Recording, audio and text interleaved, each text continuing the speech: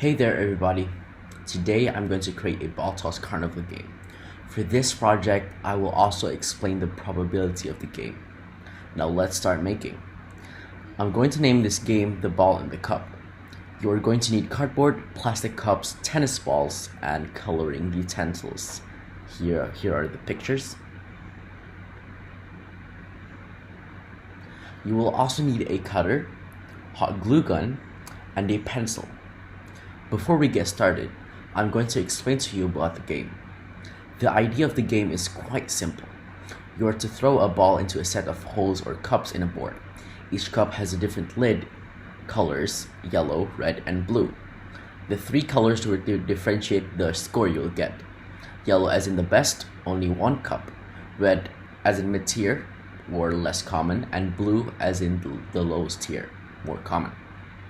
Each player would have 5 balls and would be a tennis ball, which is bouncier and makes it more fun. In this case, the 3 colors would differentiate the scores. 10 for yellow, 5 for red, and 1 for blue. Players are to throw the ball from 100 centimeters away, because in this project I'm using a cardboard which has 75 centimeters as its length and width, which is a square. And of course, the winner is the one that has the most score. I would definitely say that I think people would need to play my game because it is fun, enjoyable, and most of the time is luck-based. Some of you might wonder, since carnival games are sometimes unfair, rigged, and pay to win. So, is this game fair? Well, it isn't. It might seem fairer than in carnivals which feature a lightweight, sometimes hollow ball, thus creating more bounce from each throw and missing an aimed cup. This game uses a tennis ball. It bounces very easily from each throw and the momentum as it tossed to the board. The tennis ball makes it possible for a bounce when in contact with the board or the cups, missing the initial aim of course. And if the ball lands perfectly inside the cup, there's a chance for it to bounce out of the cup. Thus, this game is slightly unfair, as players do not have advantage of their skills, of their throwing skills specifically. The inspiration of this game, the ball toss, is still unfair in itself. There's not really any way to make this game any fairer. A factor of change that could make this more fair is to decrease the distance from the board in which the player is to throw the ball. When it's very short distance away from the board, players are able to toss the ball with minimal force and momentum, thus landing the ball where the players are aiming. Accuracy, though, will affect the ball's trajectory too. Changing the ball would not make a difference. Any ball would either affect the bounce height and throw accuracy. Thus, all players are still unable to result in exactly the same chance of winning. Now let's get started. So first of all, you're going to get your cardboard,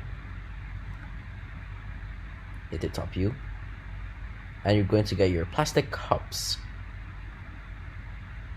Any numbers, okay? And then you're going to get your tennis balls. I have 4. There's 1, 2, and 3 and 4. So you're going to get your coloring utensils, marker, or a paint. Like paints, basically. Using a paintbrush, you can apply to the cups for the outer ring for the scores. I find it using paint better because I realized that using markers on a plastic cup or a plastic surface generally is not effective as a coloring method, because it will be erased easily using our hands, contact with our hands.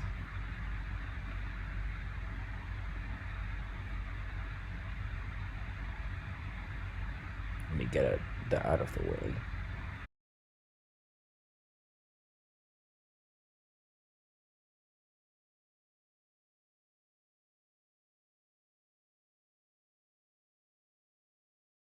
So this is what it looks like from the bottom, as you can see.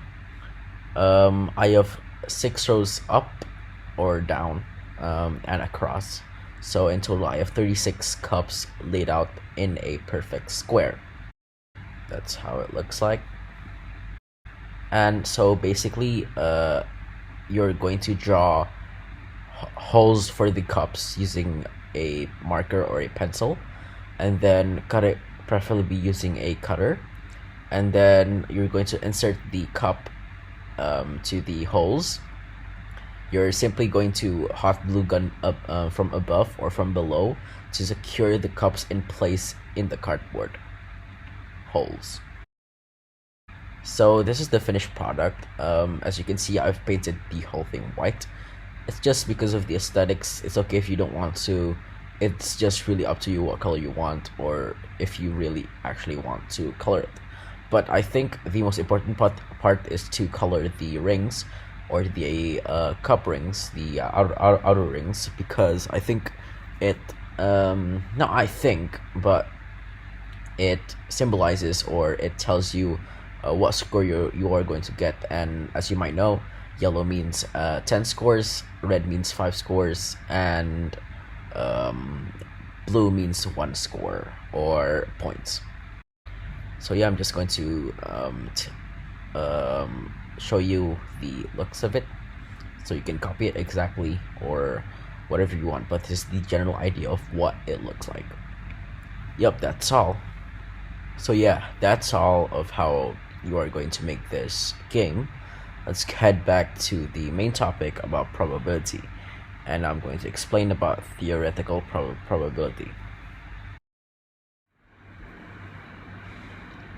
Now, let's talk about theoretical probability and what I initially expect from the game.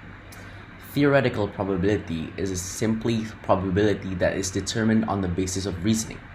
The player tosses the ball into the cup they are aiming. The ball is then expected to bounce on impact with the surface or cups or the board. The bounce deflects the initial aim by bouncing it outwards. The ball then lands on another cup based on the momentum it had. But sometimes it will also miss the whole board or the whole cups, making it out of bounds, out of the court, or out of the play area. So basically it's a fault. You don't get any score at all. It is all up to luck, not skill, because some of you might wonder if this game is about skill or not, because sometimes when you use your skills of throwing, you perfectly land it into the cup. Sometimes it would from the spin, it would bounce outwards, and you basically don't get any point at all because the ball is now outside, or maybe it lands on another cup that you're not actually aiming for. This is the same as in ball toss games in carnivals, of course. The momentum of the ball bounces it upwards and lands it on a different hole. That's the idea of how it is expected to work. Now, here comes the game's theoretical probability. There are in total 36 cups. 6 times 6 basically. I have 6 rows up and 6 rows across, making a perfect square. There are 3 tiers of scores, of course. Yellow is 10, red is 5, and blue is 1. There's 1 yellow ring cup, 10 red cups, and 25 blue cups.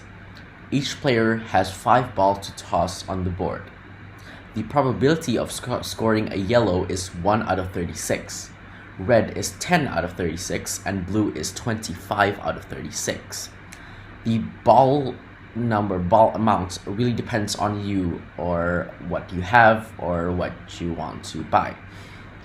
Basically, in this game, in my game, there is 5 balls. You can use 3 balls, you could use 4 balls, any amounts of balls is okay. And of course, since there's 5 balls to toss on the board, it might be apparent to you that 1 out of 36 is only 1 throw.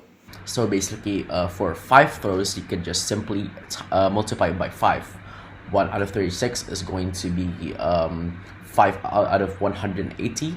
Red is 10 out of 36, or it's going to be 50 out of 180. And then blue is 25 out of 36, which is going to be 125 out of 180. So yeah, thank you guys for listening. I hope you enjoy this video, and see you next time. Bye bye.